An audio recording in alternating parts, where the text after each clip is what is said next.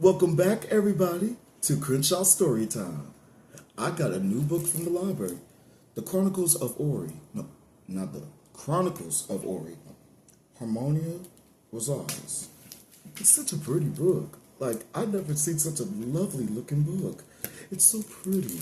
And then look at these pictures. Like, these pictures are so.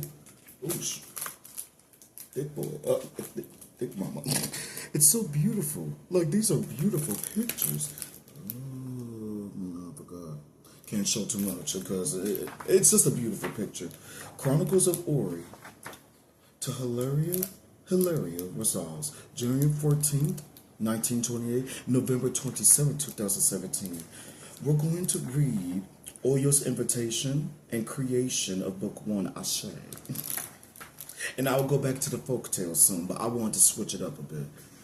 I'm gonna just do a few stories from this book because I don't want to disrespect anybody, but when I saw it, I was at the Hallville Branch Library and I was like, yes. Author's note. Cada cabeza es un mundo. The well-known Spanish proverb was one of my Afro-Cuban father's favorite sayings. I remember asking him what it meant, and he said, every mind is a world.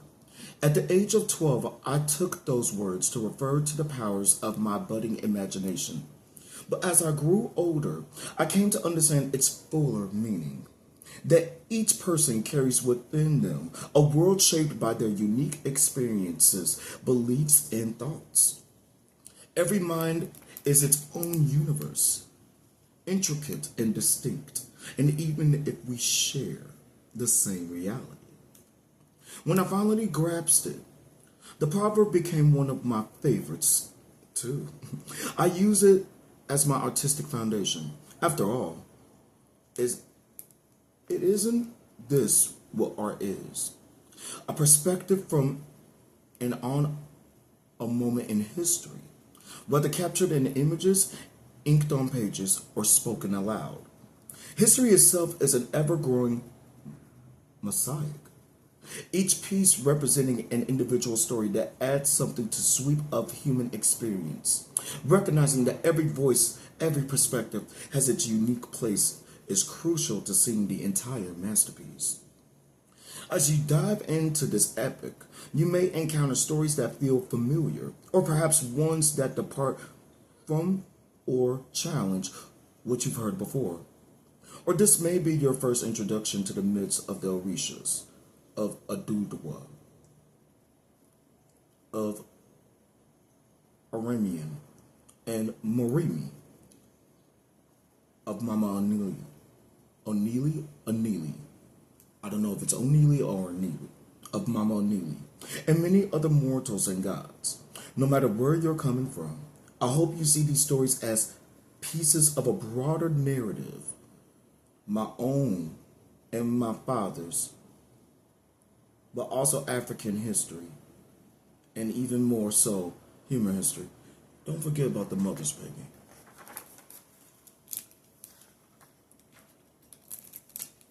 Oya's invitation. I have been on this earth since before the cultivation of the soil.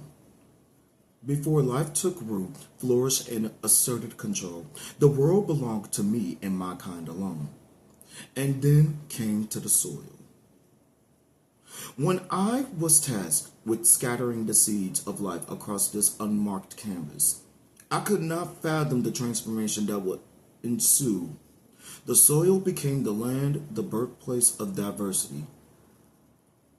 Then the great flood separated mortals, scattering them from far and wide. It was far and wide, not from far and wide. Then the great flood separated mortals, scattering them far and wide. It split the world, creating two realms, the physical and the spiritual. The emergence of new deities ushered in an era of competition and rivalry, as each god vied for influence over the ever-expanding creation our world once unified. was fractured yet again. Each spiritual realm a reflection of the divided land below. Walk alongside me, as mortals and gods once walked together, and let me tell you the history of the Orishas, of our rise, our battles, our fall, and our persistence. Through my words, we can relive the moment that defined us and witness the enduring fight that propels us forward. Chapter 1, Ashé. If you want to know the end, look at the beginning. In the beginning, there was an endless void, an eternal darkness. The seeds of life lay dormant, awaiting the spark that would ignite the cosmic cycle of life and death. From dark emerged a force as ancient and arcane as the universe itself. The self-birth primordial being entered into existence. Its actions will set in motion transformations that will shape the fate of all who were to come. The primordial being unleashed, the earliest glimmers of light, like the blinks of fireflies. And summer's coming. Stars burn bright and fierce, pulsing with tremendous energy, only to fade and perish in the cold darkness. From their ashes, new stars were born, giving rise to planets and entire galaxies, each a result of the endless creativity of the primordial being, the universe architect. Oh my.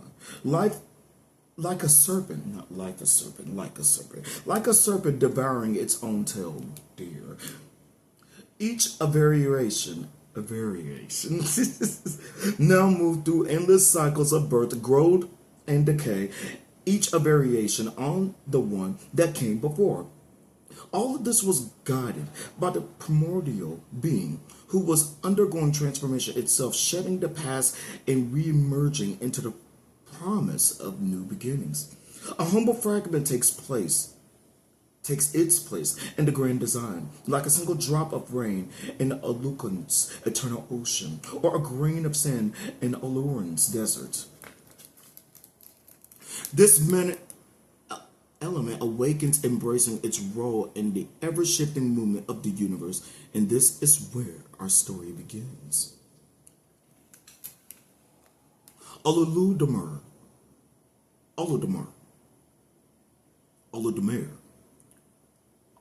I believe so.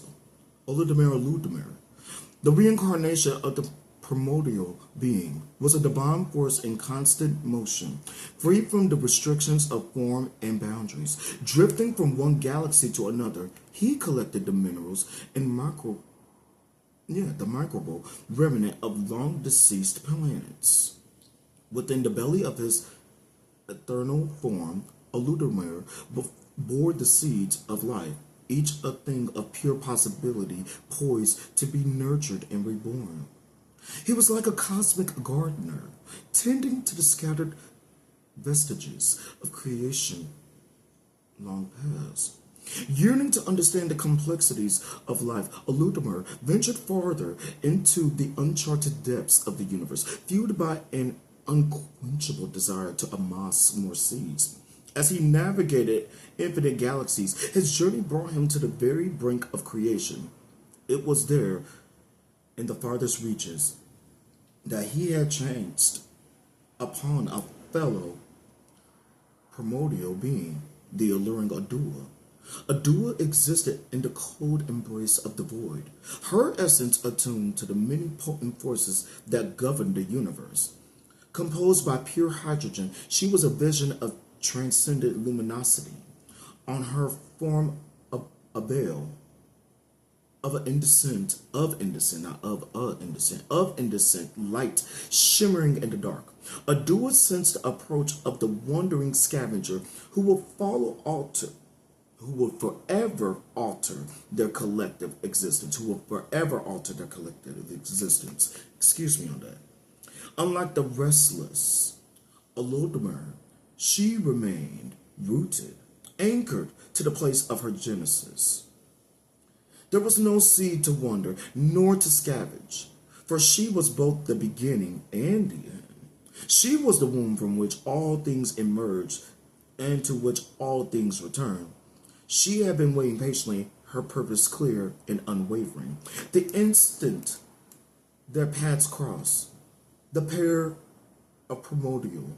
I'm going to look up that word more. Primordial. Primordial. Primordial. I hope I'm just pronouncing it right. The instant their paths crossed, the pair of the primordial beings felt an irresistible pull towards one another. Against the flickering stars, they danced in tandem, their energies destined to intertwine and transform each of them. Eludamere, the eternal seeker of life, discovered within Adua the catalyst for transformation, the divine spark that will kindle a new child of creation. As their destinies intertwined, the universe lay still, anticipating the birth of something truly extraordinary. Eludamere became enmeshed in Adua's divine power, his own strength diminishing with each passing moment as he spiraled helplessly into her web. As Eludamere succumbed to immense compression, doubt shrouded his ecstasy. The darkness around them cracked to life with brilliant arcs of energy, their dazzling force weaving a barrier that appeared impervious, a duel constricted around Eludamer's like a vise, compelling him to whirl wildly within the comforts of her celestial cocoon.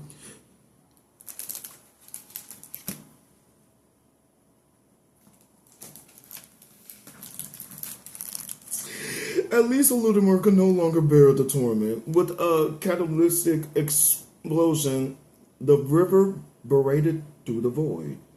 He ruptured, scattering his very essence into the seemingly infinite abyss. His seeds of life were stripped from him by Adua.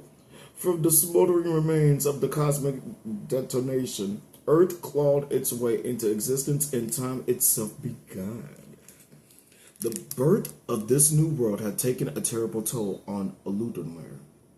Without his seeds, his life's work, the once magnificent being was reduced to a mere husk of his past grandeur, leaving him yearning to take back what Adua had seized. Adua, for her part, now transformed herself into the great ocean, the lifeblood of the new planet, Earth, whom she affectionately called Anil, or Anile, was her creation, and she would forever be the ruler of her fate. In time, Eludamere was able to gather himself whole again. In a desperate bid to reclaim his possessions, he sought to pierce Anil or Nile atmosphere, hoping to draw sustenance. Hoping to draw sustenance. But his attempts brought disaster, causing meteorite strikes that left a scared landscape of craters and ash in their wake. These collisions damaged the seeds of life on Earth, serving as a harsh lesson. O'Neill was fragile, and as Eludamere gazed upon what his desperation had wrought, W-R-O-U-G-H-T, wrought, I think it's wrought. He knew that he must find another way to restore his former power, or else the destruction of all the seeds he had collected. Eludamere saw that he needed to divide what was left of his power in such a way that he would become small enough to enter Earth without harming her. In his final act of divine transformation, he fragmented himself into 3 mystical beings, each bestowed with a piece of his own unfathomable power. What remained of Eludamere was a deep cosmic silence.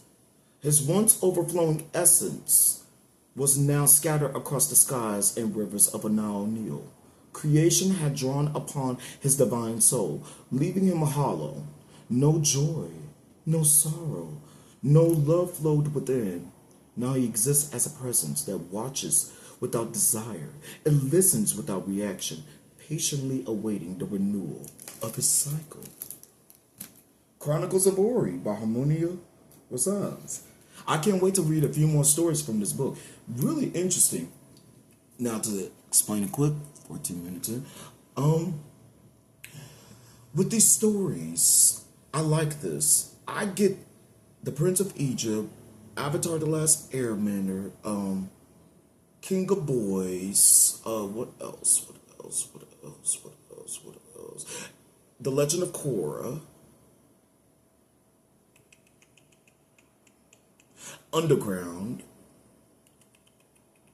I get a mixture of all those movies and shows I've seen that relate to this book.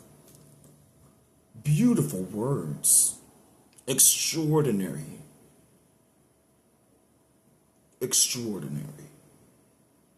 So extraordinary. I like it. I do like it. Interesting.